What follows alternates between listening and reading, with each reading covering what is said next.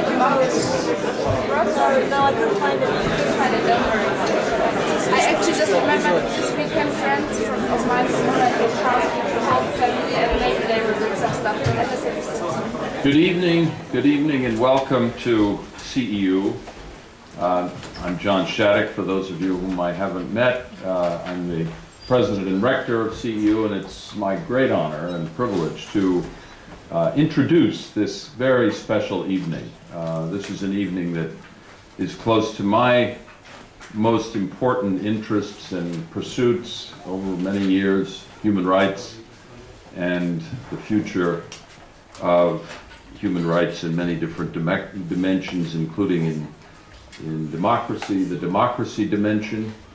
And this is, of course, the lectures that CEU is honored to host annually. These are two lectures that take place, one here and the other which we don't host, which is in Warsaw, the Marek Nowicki Memorial Lectures. And they are truly among the high points of our year here at CEU. And it's a special privilege here to have with us someone of the stature of Asma Jahangir, who is going to be delivering this evening's lecture, and who I will not introduce because others will have that opportunity. But I wanted to just say a very few words about the Nowicki lectures and about the relationship between CEU and OSI. OSI, of course, is the principal sponsor of these lectures. And CEU and OSI are now working on a very exciting project together where we will build and CEU will build a new School of International Public Policy, and it will bring together the great organizations that represent civil society all over the world and are coordinated through OSI's network of networks. And my old friend Aryeh Neier, who I've known for many, many years. In fact, I can confess in front of this audience, as I did earlier today, that he was my first boss. Aryeh is the president of OSI, and it's always wonderful to have him here. So he and I are working very closely together with George Soros and many others on this project, which is reflected in the spirit of these lectures and the spirit of Marek Nowicki himself, who many of you know was and I will only say very briefly about him because others will speak about him at greater length, but one of the great leaders of human rights in this region over many years, going back. He was one of the leaders of Solidarity, and then after that, the leader of the Polish Helsinki Foundation and one of the architects of the Polish Constitution. And so we're honored to have his name attached as a memorial to these very special lectures. I'm also very pleased that Professor Wiktor Osiatynski, who is a distinguished CEU university professor and is really in many ways the spirit that moves these lectures annually, that Wiktor is here with us tonight, and you'll hear more from him later. So I think without any further ado, I'd like to turn things over to Professor Renata Uitz, who will take us through the early introductions here and then on into our lecture. Thank you.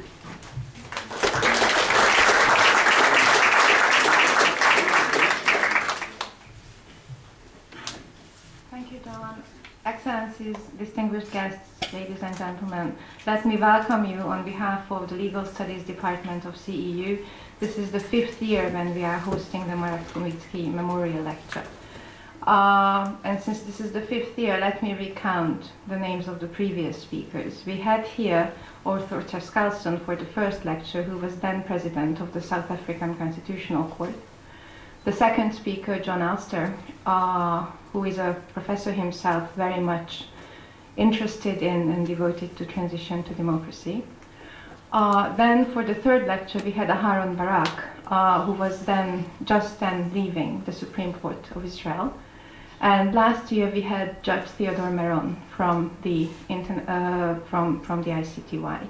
So you can have a sense about the gravity of the lectures and how the entire lecture series is devoted to learning more over the years from most prominent defenders of human rights, whether they come from academia or from the judicial bench, or actually from both in the case of most of the justices.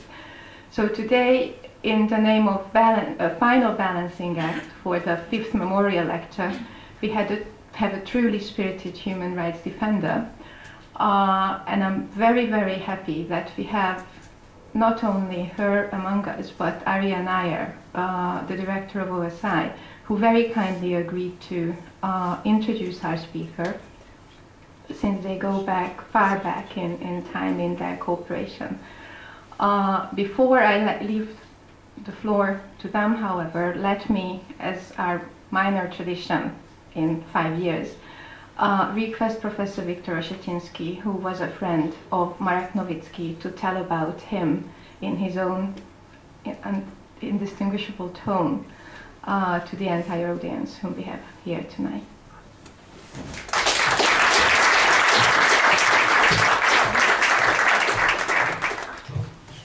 Good evening. By my tone, Renata meant my accent. Something which is, specific to me. So I just want to say how privileged I am to be here and to talk once again about Marek Nowicki. Marek passed away 6 years ago prematurely at the age of 57. He was a very unusual person. He did not have any formal education in human rights or law or constitutional law. As a matter of fact, he was a nuclear physicist. And actually physicists, as you probably know, not only in Poland, were pretty much involved in human rights, beginning with Andrei Sakharov. And actually in the same place where Andrei Sakharov was working, Marek Nowicki, who worked for Polish Academy of Science, nuclear physics department, went for 1 year internship in Russia, in Ural, in the Center for Nuclear Physics. And actually, Marek, more of anything, he was a talker, and he loved to talk with people and talk days and nights and evenings. And he talked with this nuclear physicist in Russia, in Soviet Union. And they realized that they may have a common problem. And the common problem is not only what they are doing, but conditions in which they are living. And I think that what Sakharov was doing might have been contagious among nuclear physicists. So Marek came back really infected with human rights and with the idea of human rights. And he was involved, in his work in the Academy of Science. And in 1981, which we had in Poland, the biggest holiday and carnival that whenever we can imagine, called 16 Months of Solidarity, full of hopes and real enthusiasm that was not matched even when in 1989 Solidarity came to power. And Marek was very active in the Warsaw chapter of Solidarity called Mazowsze. Mazowia is the region around Warsaw. And he was very active in the intervention group and doing interventions with other people. After the introduction of martial law in December 1981, he was interned, which is a word that the military government was using for imprisoning several thousand of people. And then a year later, he was freed and co-founded underground Helsinki Committee of Poland. And since then, he was very active. And after the changes in 1989, he was one of 3 people that actually created the Helsinki Foundation for Human Rights.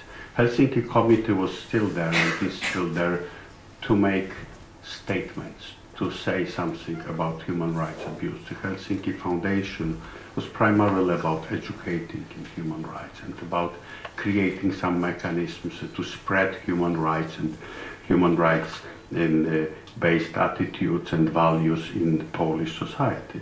And Helsinki Foundation of Human Rights from early years, actually from 93 on, I think, or 94, was one of the major grantees of the Open Society. and the Open Society Foundation. That was not the only source of money, but the principal donor for many years was OSI. And within that work, Marek Nowicki created something that was absolutely unusual, and that was his idea.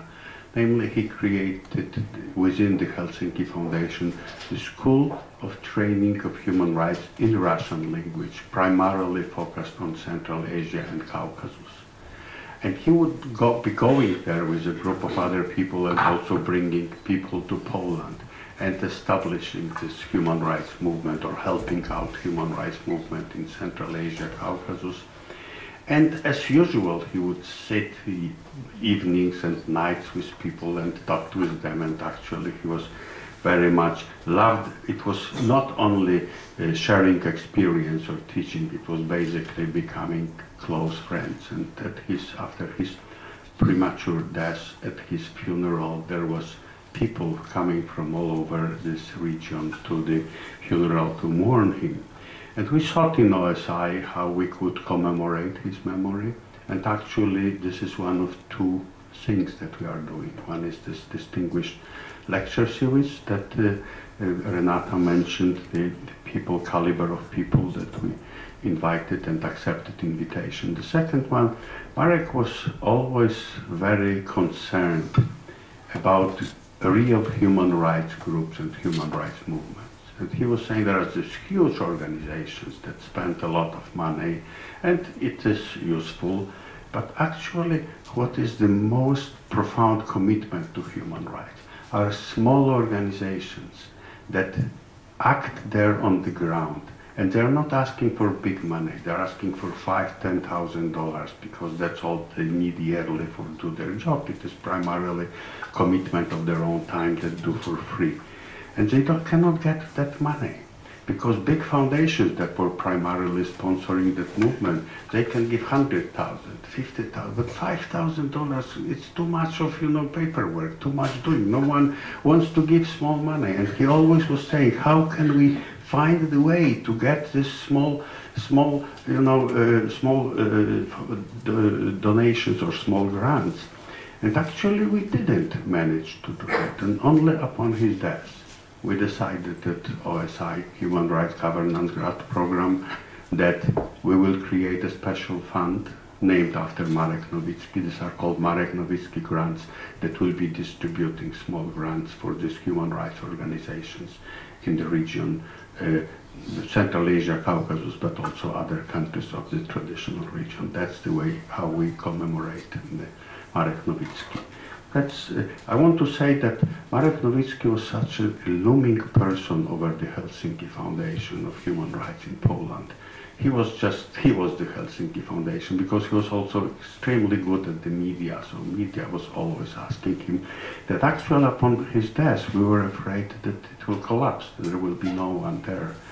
I'm happy to report, and people from Human Rights Governance Program know that the Helsinki Foundation is doing pretty well, that actually he also trained successors and people who could lead their job and do that, and actually started also new programs that were not yet, when Marek was there, primarily the strategic litigation programs. And I want to acknowledge presence here of Dr. Adam Bodnar, who is sitting down there, who is a member of the board of the Helsinki Foundation, and actually started and runs the strategic litigation program in Poland. And he's here just to take Asma from here to Poland. She will deliver the lecture in Warsaw day after tomorrow. Thank you for coming.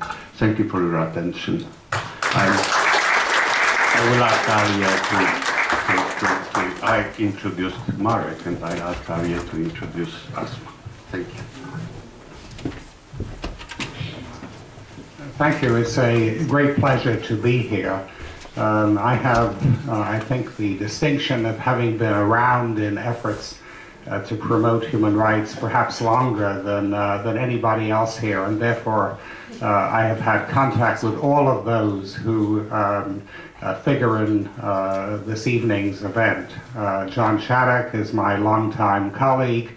I didn't know Marek Nowicki as well as Wiktor Osiatynski, but I did know Marek Nowicki, and I was a great admirer of his work.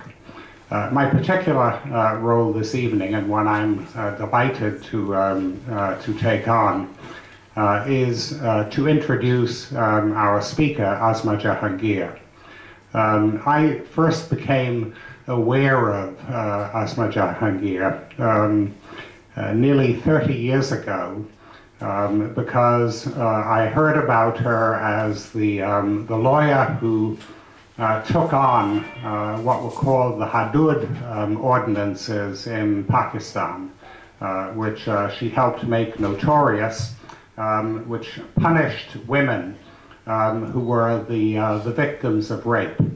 And over the years, Asma was, I would say, the leading advocate for human rights in Pakistan, except one has to acknowledge that there are two leading advocates for human rights in Pakistan. The other happens to be her sister, Hina Jalani. But the two sisters have been at the forefront of every struggle for human rights in Pakistan.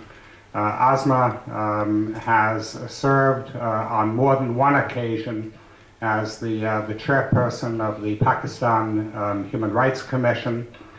She has also, on more than one occasion, been subjected to house arrest and has also been imprisoned. She has never been daunted by the opposition that she faces and the reprisals that she has faced for championing the human rights cause. Asma, and the same is true of Hina Jalani, have also been prominent on a global basis in the protection of human rights.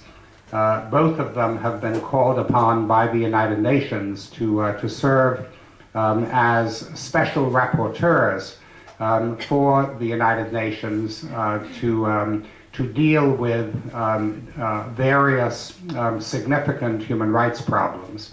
Currently, Asma is the UN Special Rapporteur on freedom of religion, and her mandate is to investigate abuses of freedom of religion on a worldwide basis, to report to the UN General Assembly, and to be the champion of religious freedom worldwide.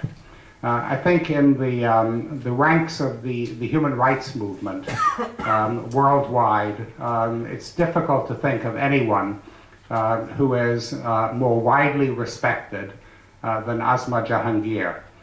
She is a battler for human rights, and at the same time, she is a wise person, a person of outstanding judgment. So we look to her for leadership, we admire her bravery, but we also respect her wisdom. I'm delighted to introduce Asma Jahangir.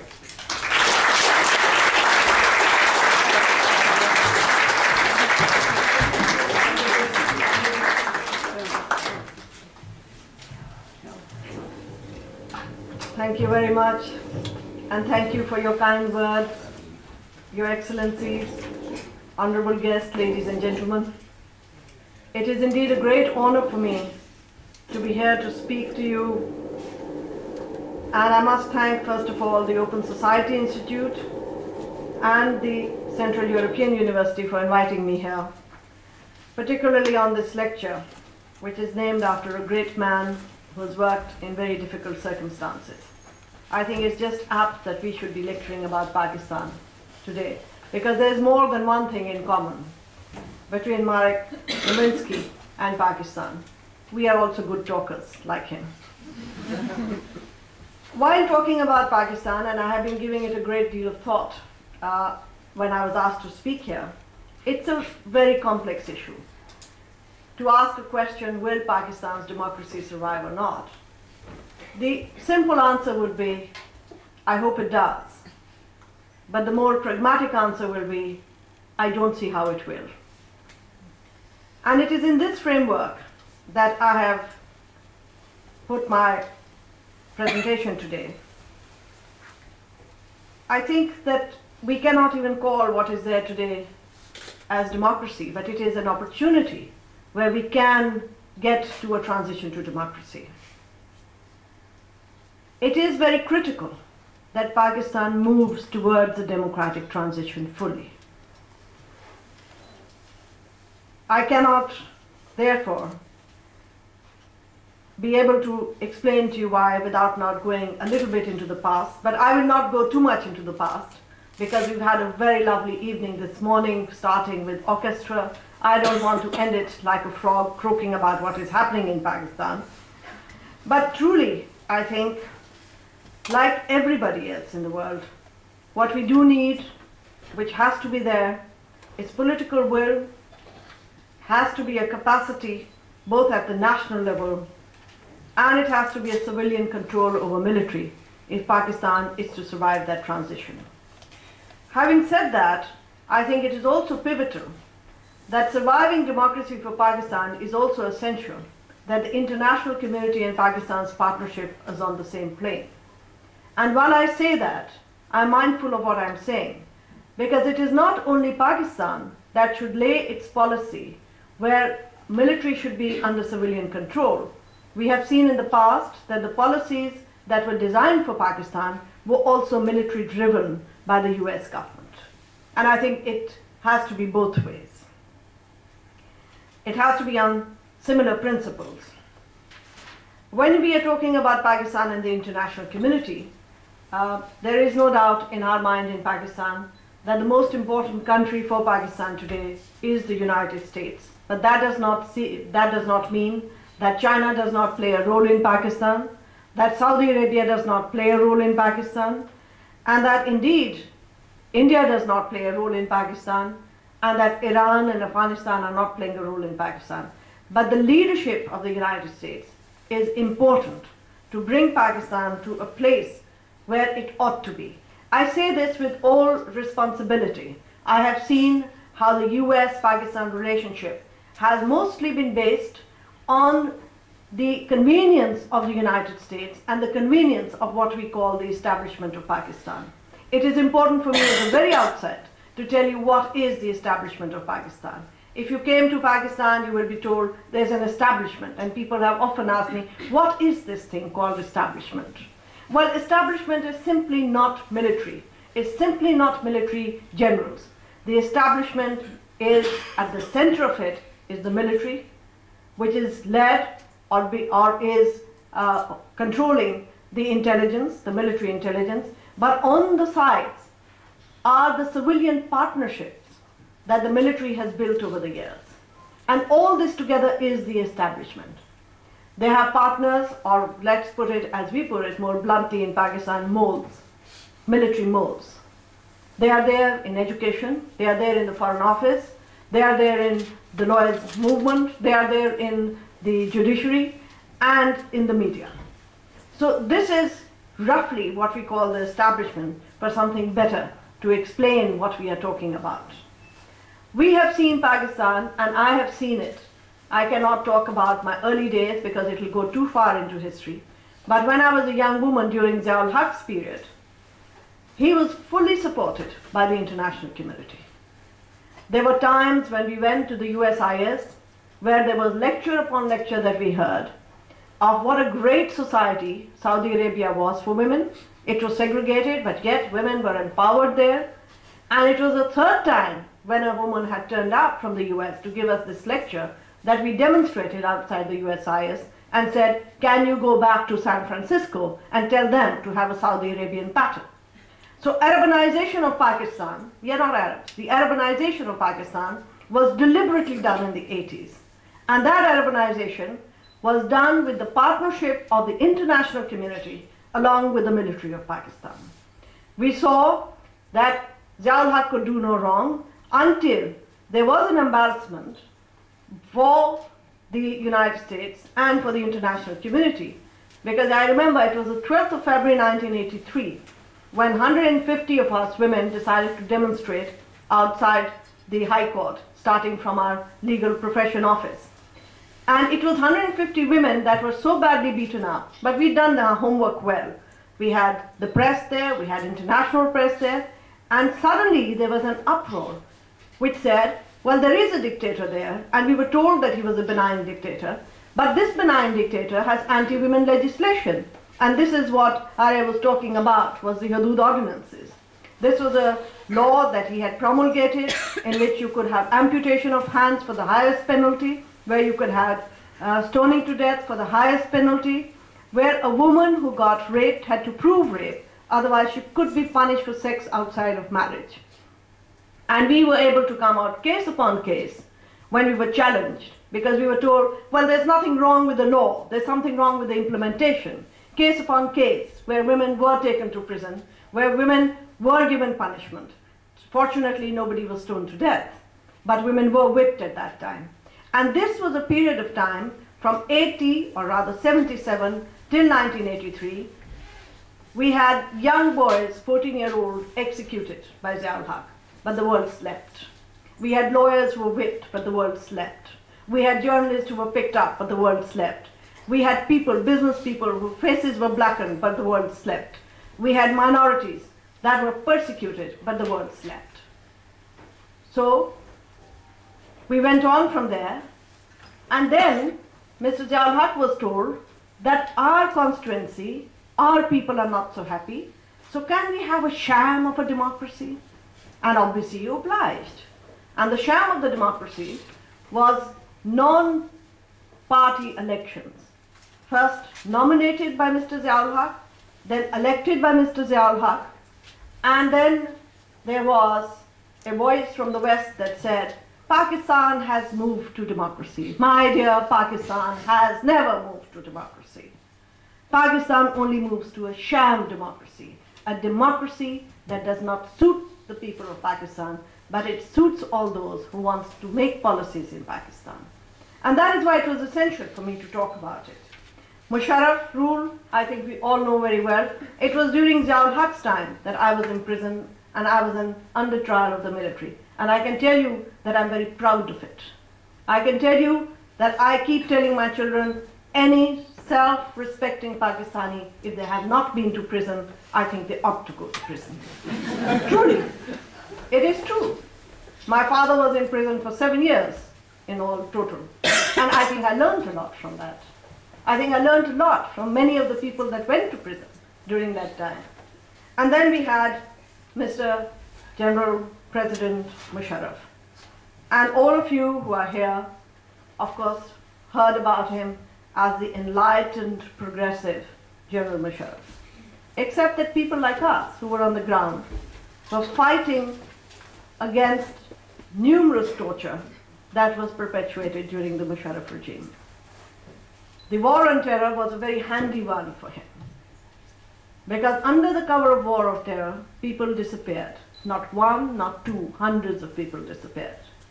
There was a list of 198 people that we ourselves, I was a lawyer in that case, 99 people were discovered, not released, discovered.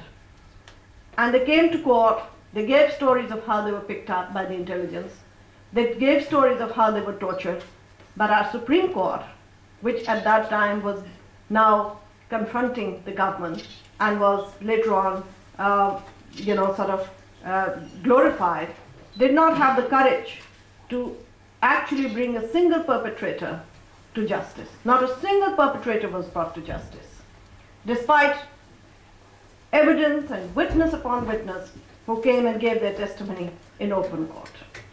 And now that the Chief Justice is back, I have given 5 applications for early hearing. That case is not being heard. We also had, for example, during the Musharraf regime, these are questions, and I'm going to put it very briefly in our minds. There were, before even the lawyers' movement, there were a number of human rights violations that took place. For example, many of you may have heard what he talked about women. He said women in Pakistan pretend they get raped because they want a visa to Canada. And that was the enlightened moderation. But what I could not understand, because I come from this very small, poor Pakistan, from a very small city there, I have studied there, is what a contradiction in terms. an enlightened modern dictator, an enlightened dictator. These are the terminologies that have been brought not by us in the East. These are the terminologies that have been brought by you from the West. We call a dictator a usurper, a dictator, not benign or enlightened. We don't talk about good coups and bad coups. The terminology of good coups and bad coups came from the West.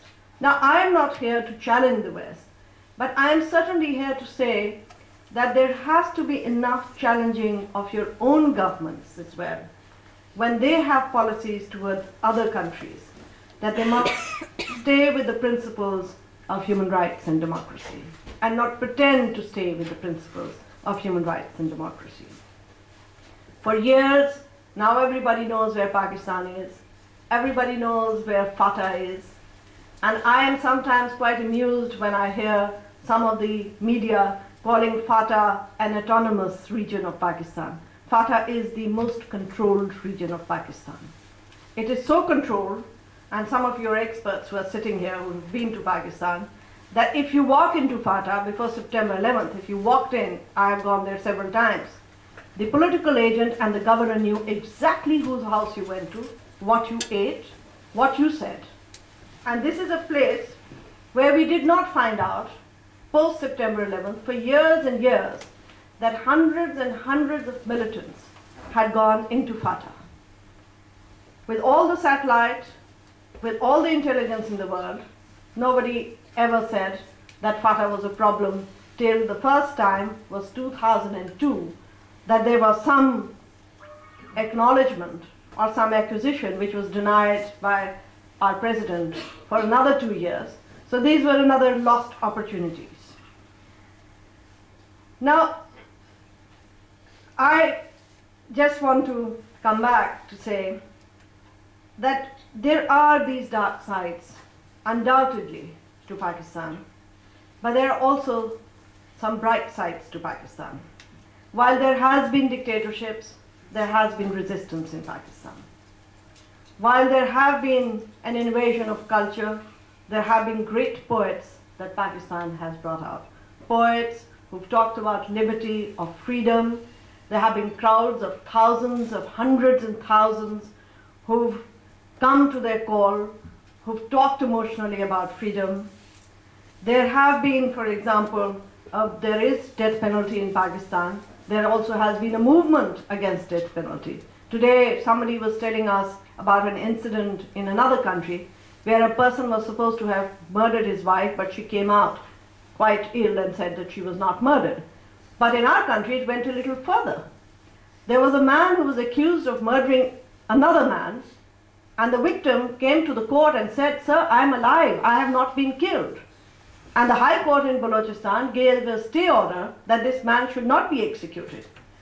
But the military court said, once I have passed the judgment, it cannot be reversed. So that man was actually hung. And this is documentary. This is documented in a book written by the judge of that court, which says, "Justice may speak." And he talks about this incident. But this is not the only incident I can tell you. I can tell you several incidents about the wisdom of our military. For example, after this demonstration that we had in February, then we started having demonstrations every month.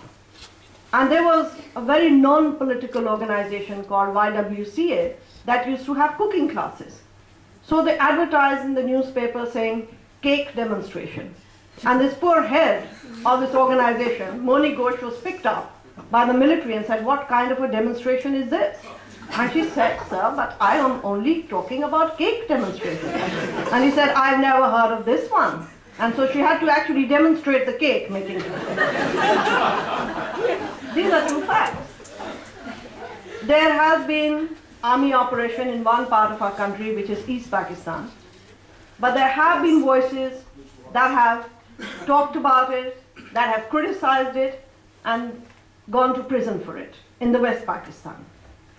There is an insurgency and there is an army operation in Balochistan, but there are people who are also resisting the army operation.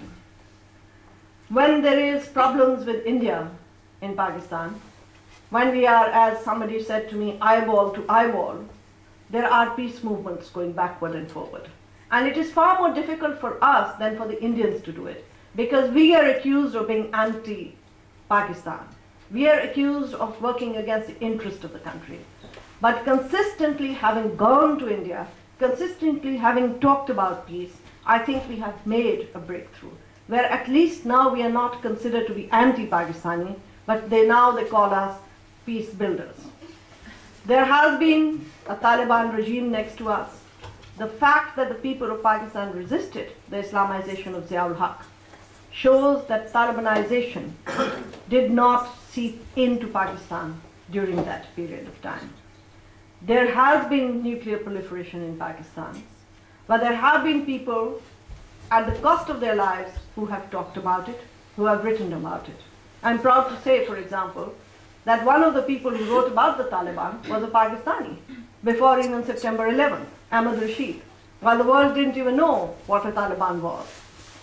So what I am really trying to say is that yes, there is a problem, but we have to take a U-turn from this most unhappy moment.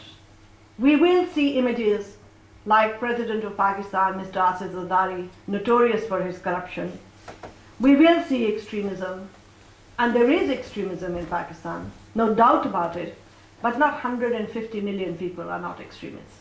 For example, in Fatah, or South and North Waziristan, or in Swat, where the army operation has taken place, the hundreds and thousands of people that left because they didn't want to have the Taliban there, or the Al-Qaeda there, or as we call it broadly, the jihad industry, but not all people who had picked up arms in the name of religion. We will see violence, and we can expect military intervention. What we have to do is to avoid it. And we also see, for example, the images of women lined up for flour, for sugar, speaking out angrily against the economic downturn there. And what is even more, you have seen the IDPs, the internally displaced people there. But what you have not heard of is that 80% of them were housed by people, and the hospitality was given by the people of Pakistan. They opened their doors.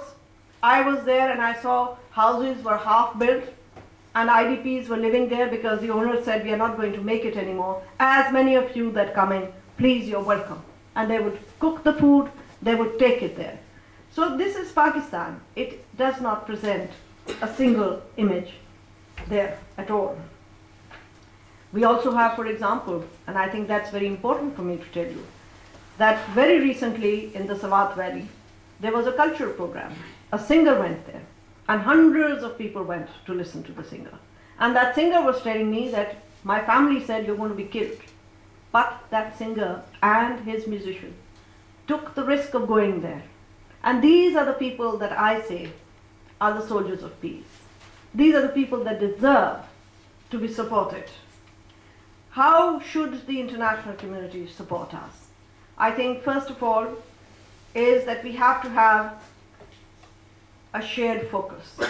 Because if the focus is that let's get rid of Al-Qaeda and let the rest of the jihad industry stay, that is not going to help. I mean, for us to talk about Taliban and Al-Qaeda, it's a far more sophisticated machinery of networks. But very crudely, as I have been explained, is the Al-Qaeda, which has its sights on international politics, which wants to have international power. And then there is the Afghan Taliban that want to go back to Afghanistan and hold power there. And then there are nationalist militants that are either sectarian or they are militants within the country. They are against one minority group or even laid back Muslims like myself. And then there is the jihadi group that believes in bleeding India.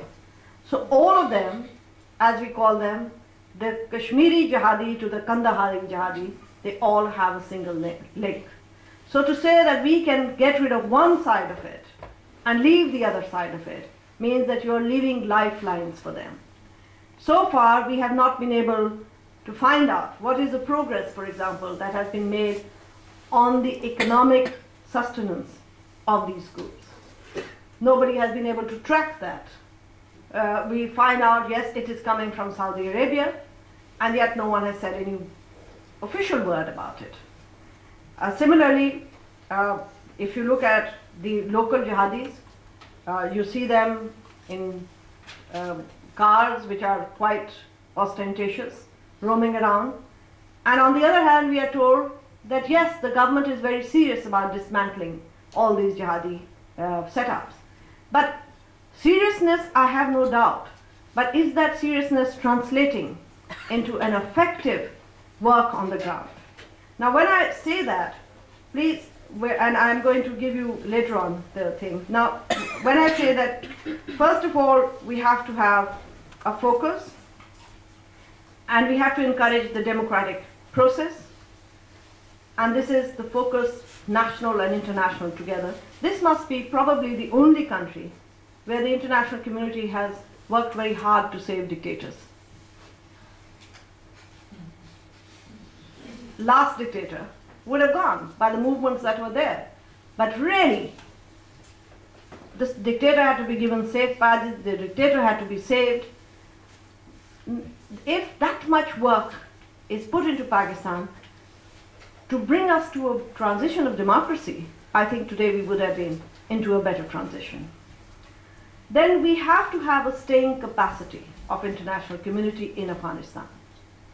People are watching the US president, people are watching the decision that he will take, because rightly, many of the people in our establishment argue that once the US and its allies leave Afghanistan, it is going to go back into the hands of the Taliban, and we cannot afford to make full enemies out of them, because we will be left with a very hostile neighbor.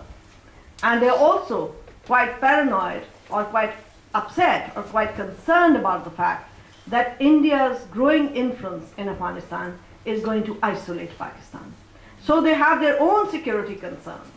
And that is why they don't get the kind of message, firm message from the international community to say, we will be with you right till the end. Because you do get that message from Hillary Clinton, but you don't get that message, say, from another person who's coming there. So there are these mixed messages coming from the international community. I think that we also agree that there will be setbacks. For example, look at the setback we've had on the Kerry-Lugar bill, for example. But it also tells you, when the Kerry-Lugar bill was being debated, it was in the papers in Pakistan for many months, but nobody took notice of it.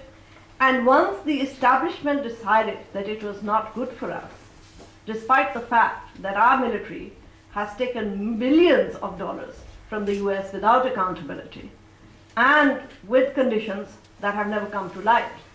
But now they don't want it, because the bill says that there are certain, well, you call them conditionality or whatever you call them, but it does say that there will be a civilian control over this money. So you get the whole establishment starting to oppose it. But the bill itself is a very telling relationship between Pakistan and the US. The way it is drafted, I must admit, in a very clumsy way, it says, basically the conditionality says, we don't trust you, we think you're corrupt, and we are no longer willing to be suckers. And that is, I think, not a very good basis for a healthy relationship. We do believe that when we are talking about focus, that the focus has to shift from the war on terror, because I never understood this open-ended war on terror. And our government, the past government, and the foreign minister used to come on television and say with great pride, we are the front line on the war on terror. And one used to wonder, where is this man's thinking gone to be so proud of being the front line on the war on terror? I think that focus on the war on terror has to shift to addressing security concerns, both international and national, which means that Pakistan has to be a regional player, a positive regional player. which means that Pakistan has to give up the policies of Bleed India, and then you have to get honest brokers there, because India and Pakistan relationship is again a very complicated one, and you can't blame one or the other, but it is very complicated. And the kind of mania that Pakistan has, or Pakistan's establishment has, of having a strategic depth in Afghanistan. Now, they've always talked about the strategic depth in Pakistan, but I look at it now and I'm quite convinced that the Taliban have a strategic depth in Pakistan. I mean, that is how the policy has really boomeranged on Pakistan. We have to take governance as a key issue and take it step by step. Now, when I'm talking about security, because I'm just going to give how security, regional, and governance, and where are the priorities there. When we are talking about security, that does not mean that you go and kill everybody off that you find. And we have been in a very difficult situation, because I have been questioned time and again, what kind of a woman are you? You are against the Taliban, but when the military goes and kills them, then you say human rights. You have to say human rights. You cannot have military operations which cannot be monitored. You cannot have a military operation where the military is setting up militias. And we have information that these militias are being set up with their patronage, and some of the people are forced to send their young boys into their militia. Now, they're called community bodies that look after their own security. But that means that you're handing over security to another armed militia in a tribal society or untribal society, where reprisals, or in a post-conflict society, where there are going to be reprisals, where there are going to be revenge, which has taken place.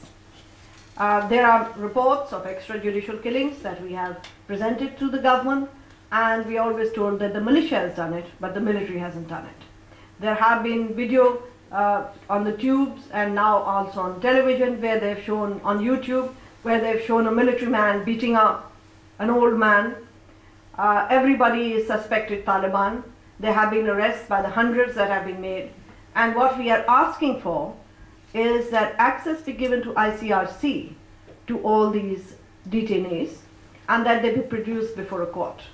Now, these are very simple, elementary human rights recommendations and suggestions and demands.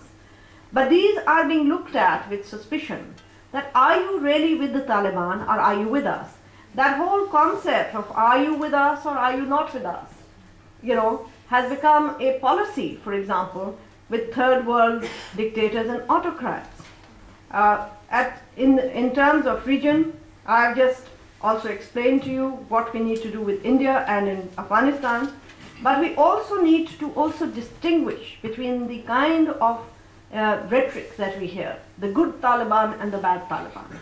And I want to know what is a good Taliban. I really do want to know what is a good Taliban and what is a bad Taliban.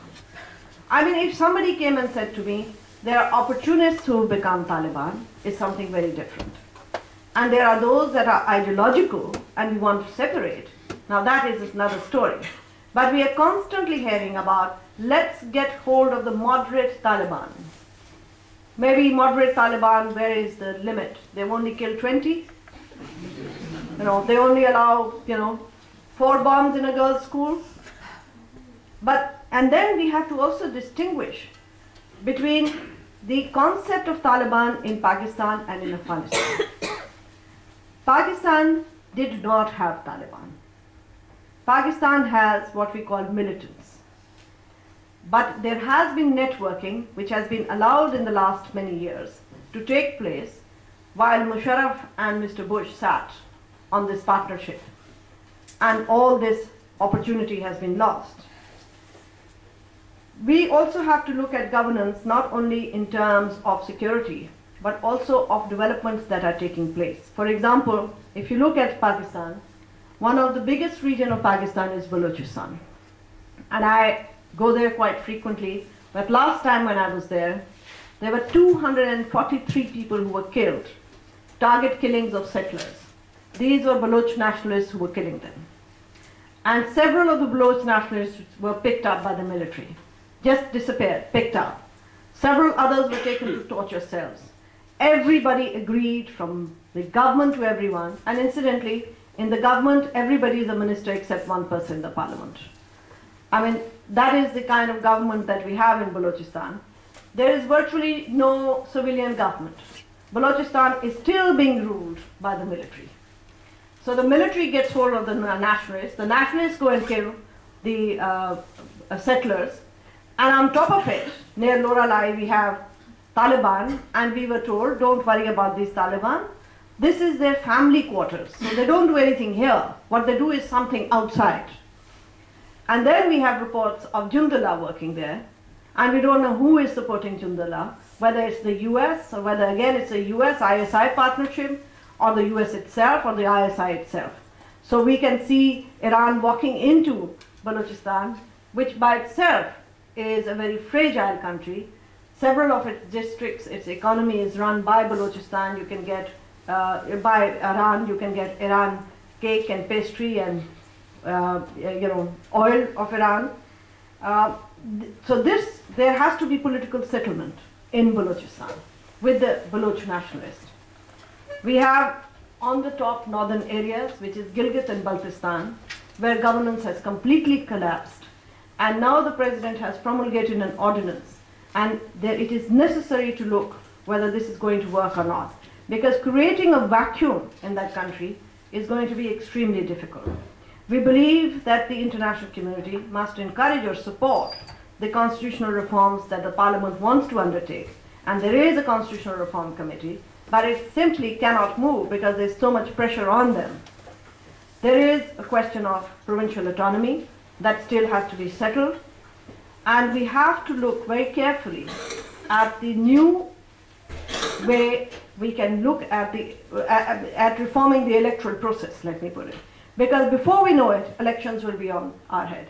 And we will have the same kind of a problem that we've had in Afghanistan with Karzai, that every party will be saying that it's rigged.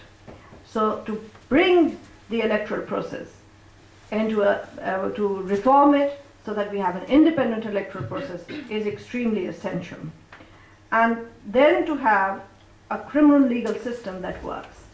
Because to kill people and then to give a justification that we don't have a criminal legal system, I think is not going to work and must not work. So it is, and then if this continues to happen, there will be more alienation against those people who are partners of the government.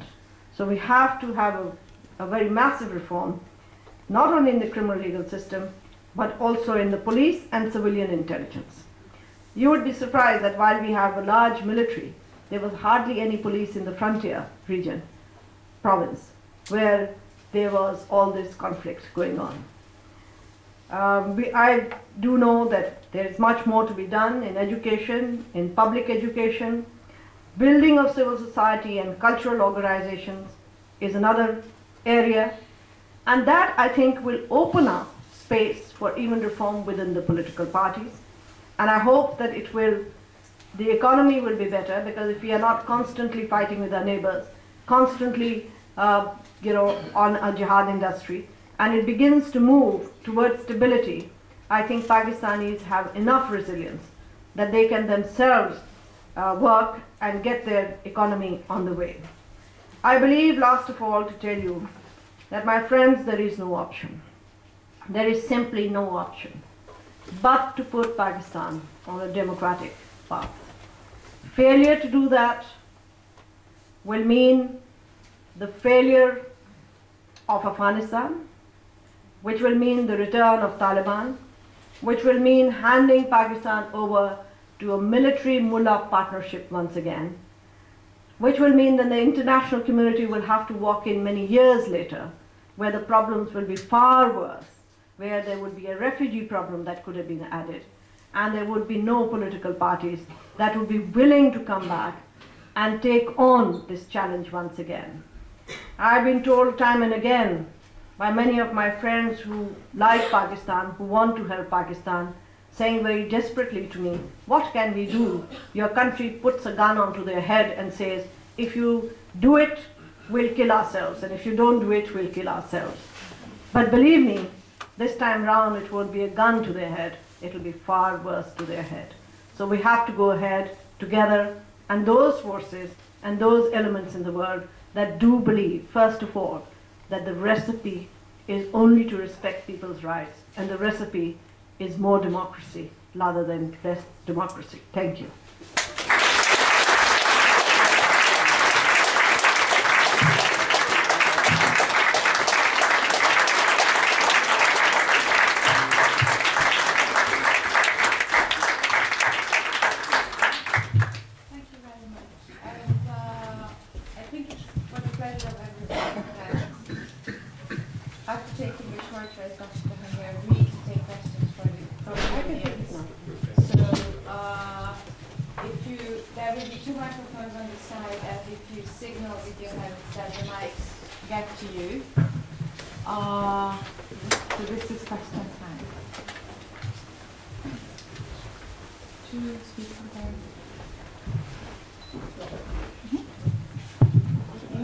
It's been reported that the U.S. has been putting a lot of pressure on the reluctant Pakistani military to go into South Waziristan and generally step up these operations. I'm wondering how you feel about that. Well, it is true that the U.S. has been putting pressure from what we can read and see. And the sadness is that when an operation is done for the pleasure of another country, it's looked upon as not something being done for themselves.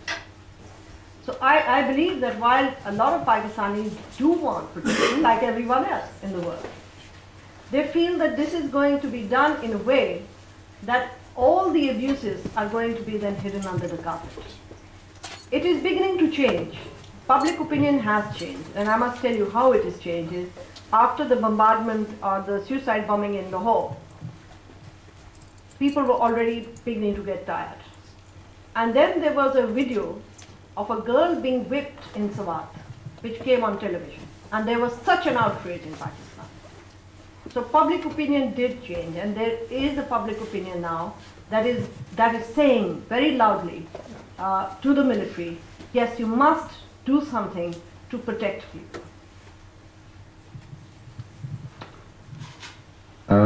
Thank you very much for your comments. I was struck by the fact that you moved from Zia-ul-Haq to Musharraf, and I was wondering, given that there's a 21-year time span in that period, if there have been any moments in that time span when you felt like Pakistani democracy was more promising, and if there are any lessons we can learn from what I take to be the failure of the potential of those moments. Well, I wish it was 20 years, but it wasn't. But anyway, we did have a transition in 1988, and again, it was a very fragile government. Hands and feet were tied. The president was one from the establishment, and that government never got to finish its term. And then the second one was brought in. He never got to finish his term. Then the first one was brought back. She never got to finish her term. And then the second one, the second one was brought back. Now, why I'm telling you this is that look at the lack of tolerance in the army. Mr. Nawaz Sharif, who was our second prime minister, was actually their own creation. And now I am not saying that because the military people have come out themselves and said that they have paid money. The intelligence admits that it paid money to form a political alliance so that People's Party could not come to power. So this is not hearsay anymore. These are documents in court. And the candidness with which they say it, the candidness with which they convince the others that they are the ones who are in charge of the integrity and sovereignty of Pakistan, having lost half the country because of their policies. And on the other half, they're in conflict.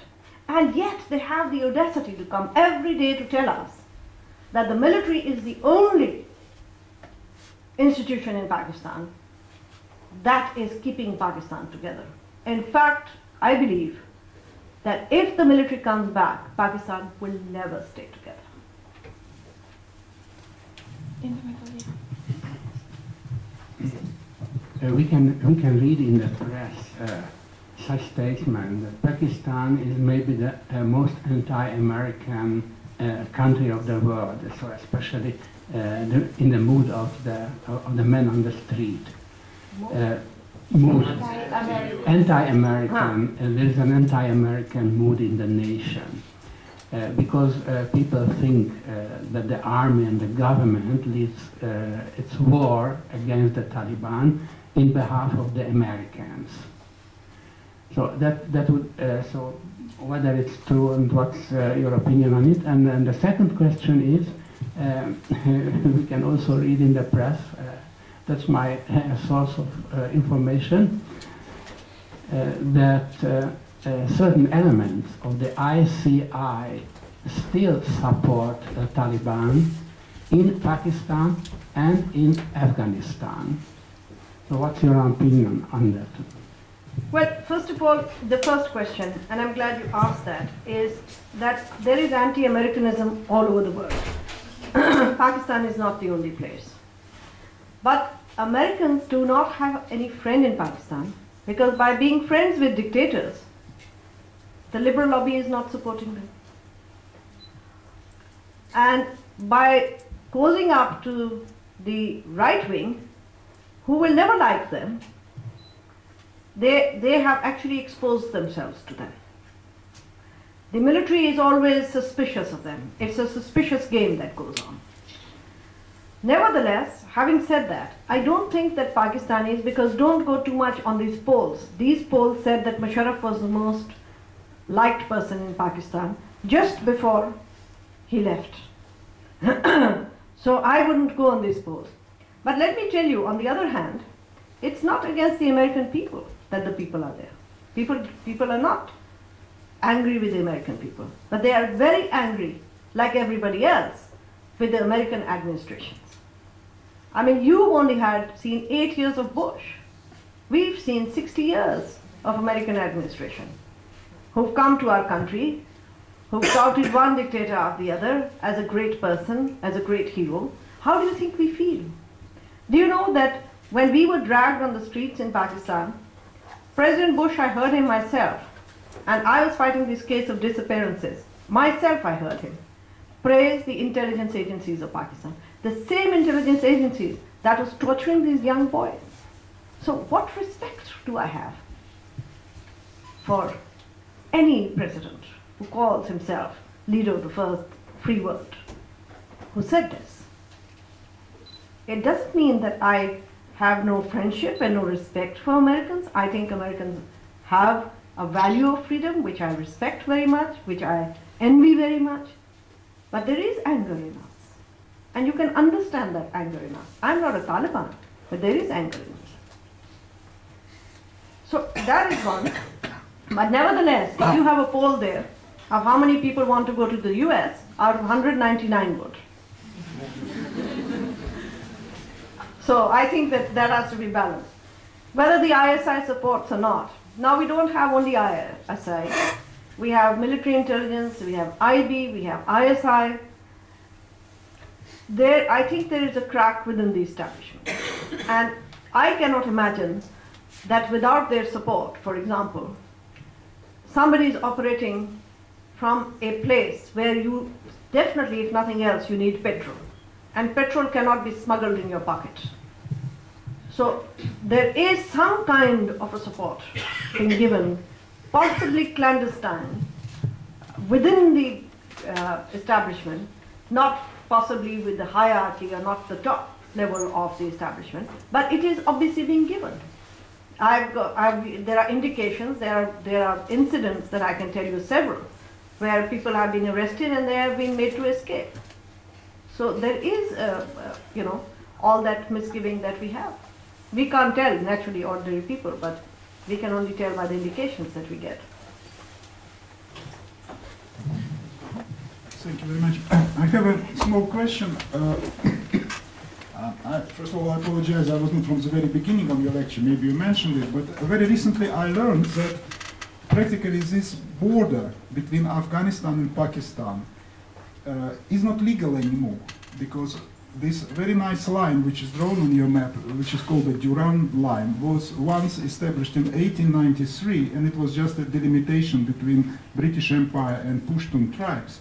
And not a single Afghan government accepted this border, neither the previous ones, nor the Taliban, nor the Najibullah, nobody. So and actually this agreement expired in 1993, after 100 years. So legally speaking, this border is not a legal border. And my question is it a real problem, or is it just a... Because no, it is a real problem. Yeah, because Afghans don't see it. It has been a real problem between our relationship with Afghanistan. Not only now, but since the very inception, the Durand Line has been a real problem. And at some point it will have to be addressed. But at the point that we are now, we have even worse problems. So that has gone by the wayside, but it will come up when we are talking about Afghan-Pakistan relationship.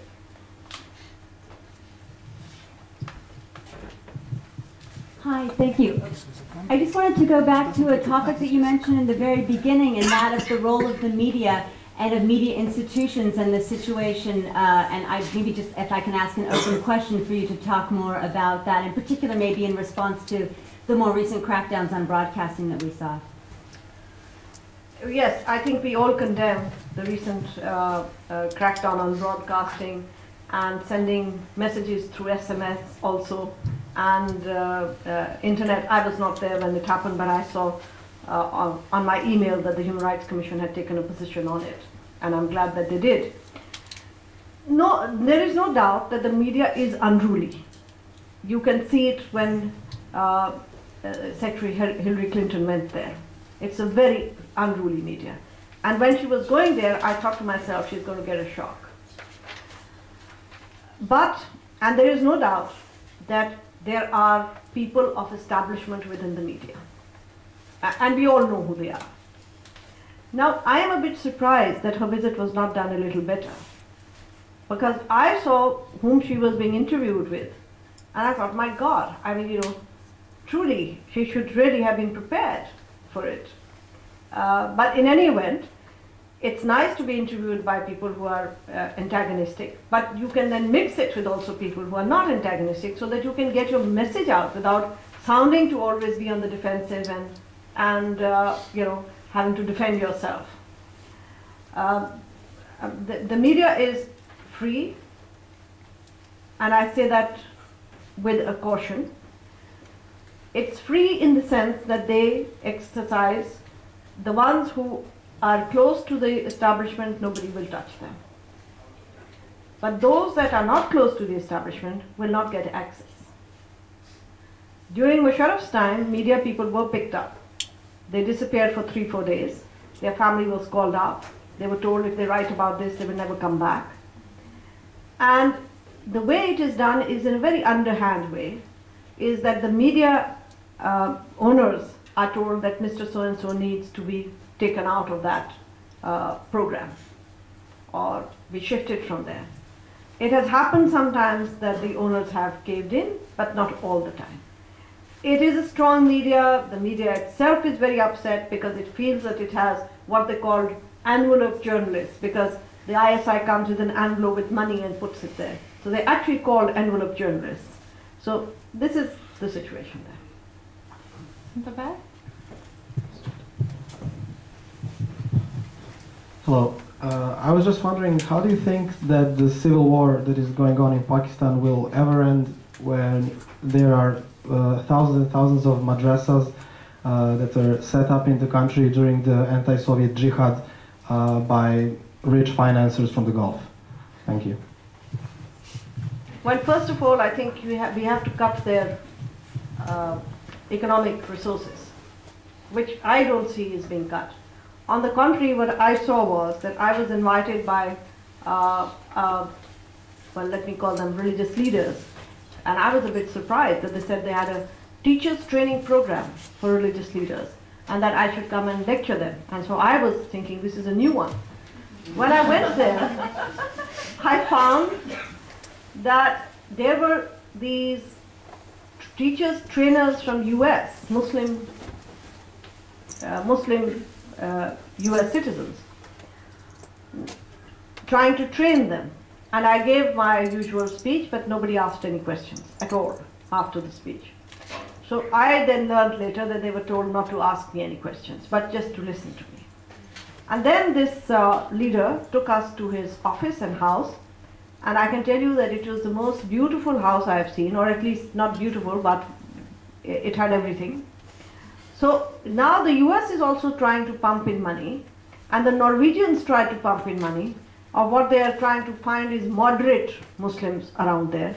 Now if they were moderate Muslims, then I must be really a, I don't know what I am, probably not even a Muslim. So, this game of trying to find moderate Muslims also has to stop. And I have seen that they have been taken, many of them, to conferences, and they make further networks there.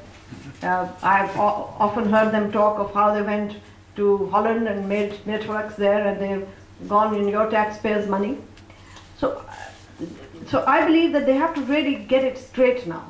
The point is that they cannot interfere in people's religion. Let them be, let them do what they want to, but as long as they don't violate the law.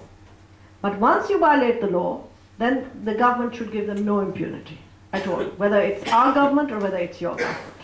But we have been giving impunity.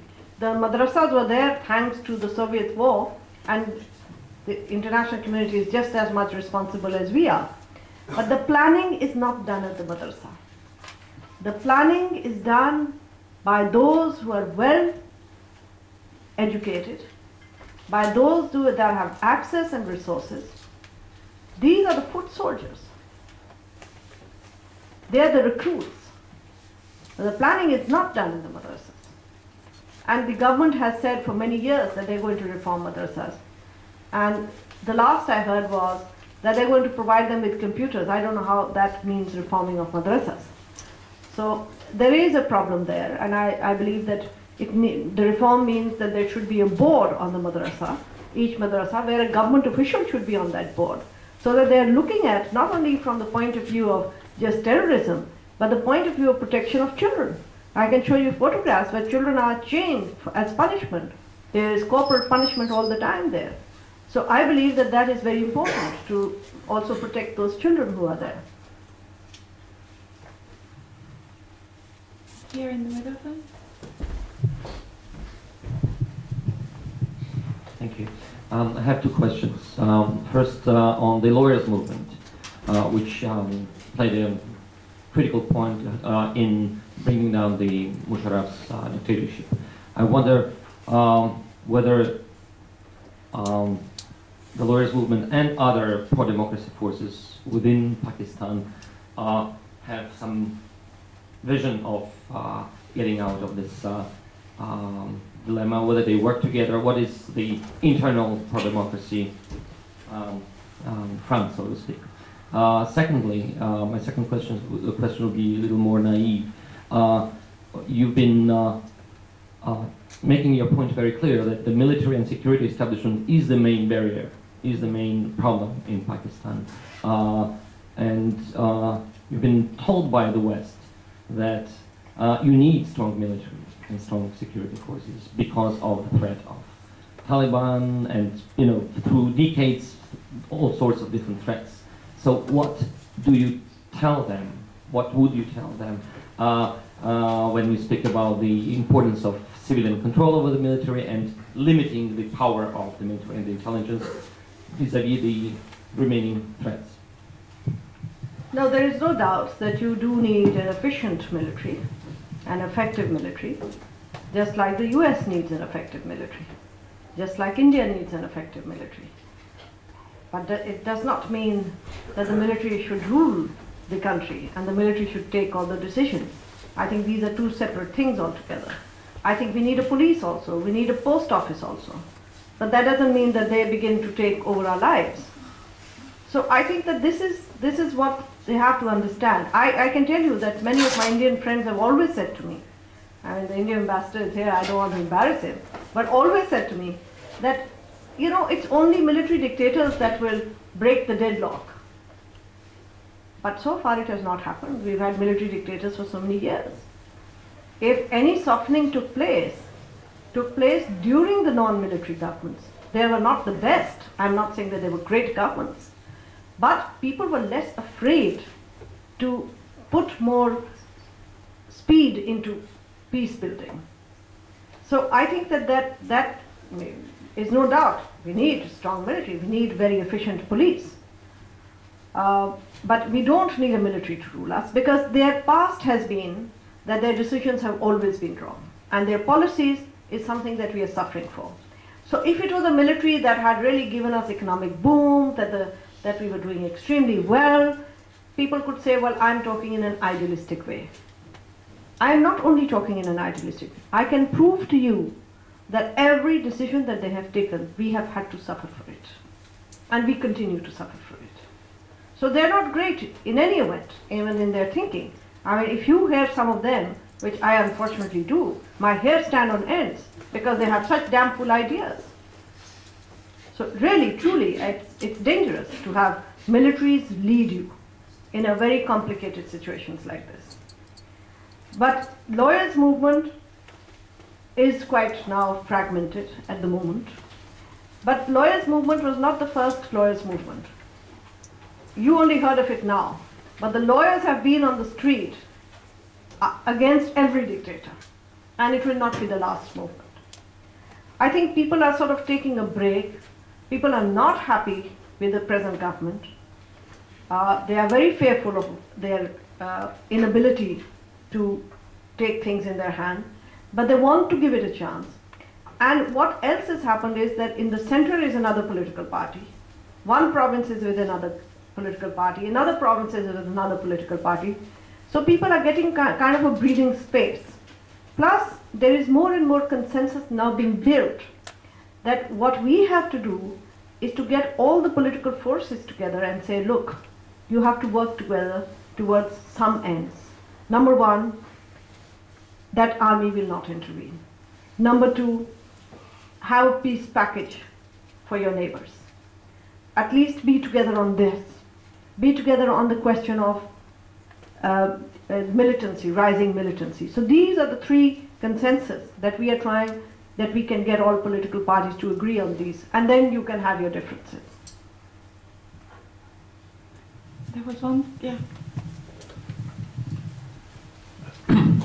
I have been dealing with human rights, and Pakistan was always on the top as one of the dreadful places of as far as human rights is concerned. And my question would be first, I mean, you spoke about the past Bush and Musharraf cooperation.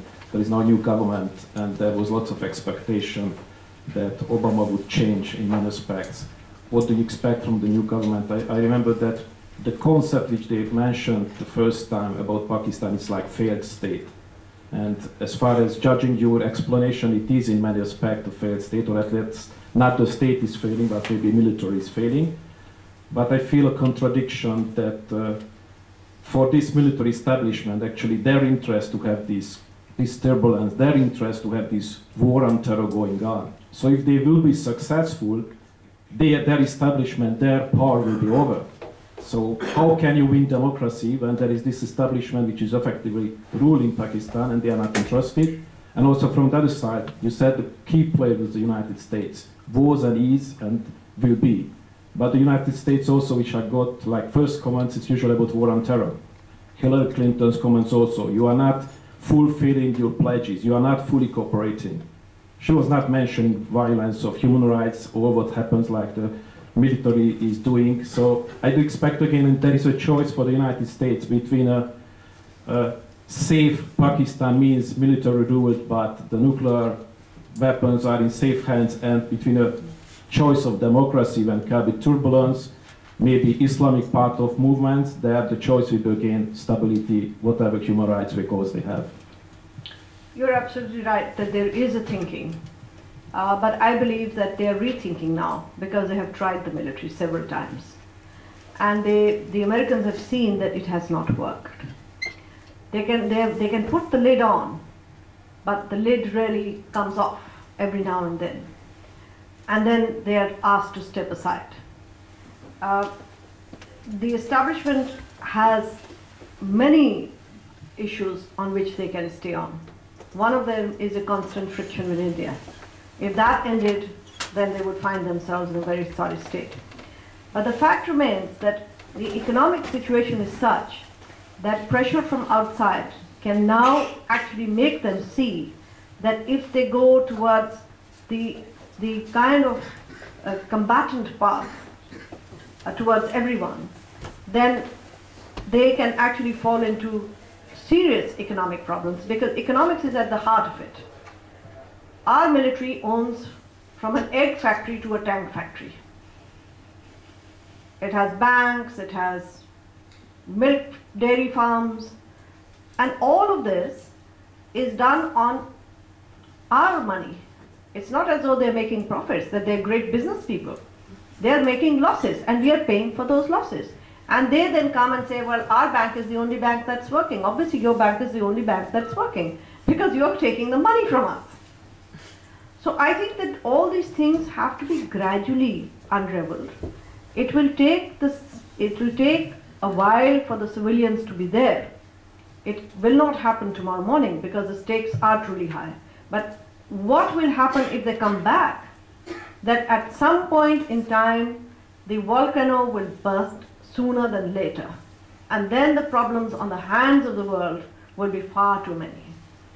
Well, I don't know. You're talking about the nuclear being safe in military hands. Why don't we give the nuclear in military hands everywhere then?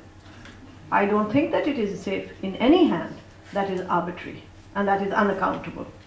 It has to be in the hands of people who can account for it. And in any event, where we are not getting electricity, do you know that in my city, 12 hours there's no electricity, 12 hours. There's no water, there's no gas. People are not getting flour. What are we going to eat, the nuclear? I mean, isn't that a policy that should we not be thinking now more in terms of where the world is going to take us? Do we have to be always belligerent? And I think that people are thinking like that. Already people want to live their lives in a peaceful manner, where they can actually say that our children have a future here. They don't want to be always highly strung. Every time, for as long as I remember, I have traveled from the age of maybe 25. Everywhere I go, the first thing Pakistanis ask me, what is happening? Will we survive or will we not? But I honestly tell you that the word failed state is wrong for us. I have seen states that are failing. And I feel very fortunate that we are not in that position. We still have a civil society. We still have a military. We still have a police. We still have political parties there. Look at Afghanistan right next to us. I mean, just compare us to that. So it's really not a failed state. Yes, it turns on the edge of descending into chaos, which is what we must avoid.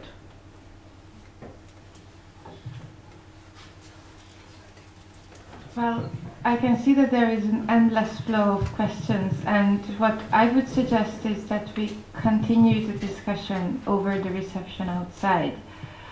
I would like to thank our speaker, not only for her insight and wisdom, but I think I'm speaking in everyone's name for the inspiration tonight. Thank you very much.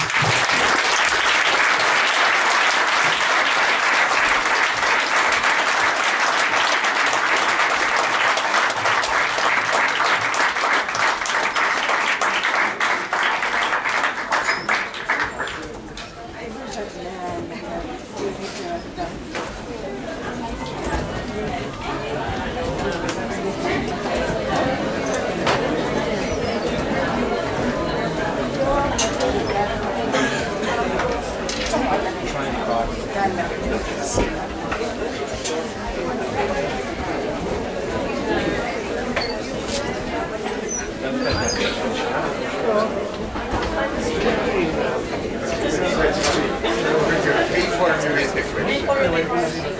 you.